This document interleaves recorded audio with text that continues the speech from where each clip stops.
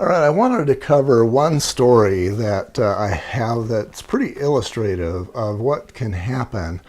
This was in a university town not too far away, and basically what had happened is you get in those university towns, sometimes you get, I don't know, a mile or so away and the rent starts dropping and things start looking pretty ugly. And that's what was happening at this one.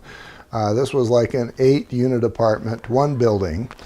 And it was just a long stretch. It was probably built originally in 1940, 1950 or something.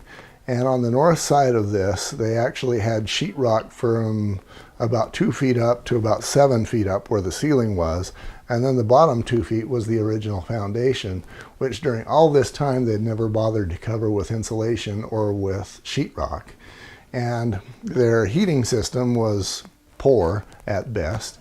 So what had happened is this concrete got so cold in the wintertime as it soaked up cold from the exterior and brought that cold in, that you would actually have condensation that would form on this concrete. And then between the dirt and whatever, this was staying wet enough for long enough that we were actually building molds and mildews and even moss on the inside of this concrete. In conditions like that, it's hard to tell whether you've got mold or moss, but it looked terrible. And the buyer was very concerned about it. And I think in this particular case, I ended up advising them to walk, not necessarily because of the mold, but because the heating system was so bad. You know, I never pass or fail any home, but the price tag and the issues just didn't match up in this particular case. In many cases, you'll see where something might look like mold, and that may or may not be a big problem, but the underlying reasons why it is there might indicate a much bigger problem, like a heating system that either is not installed, not working, or something of that nature.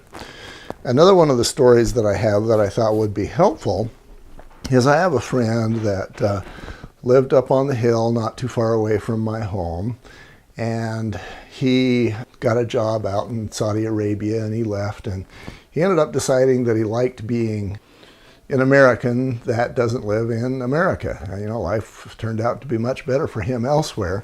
So for a number of years, he was renting his home out, and one of the renters was very concerned because he had storage space underneath the front porch, and we've all seen this, but in this particular case, it was about 3 feet deep and about, I'm going to say 10 feet wide.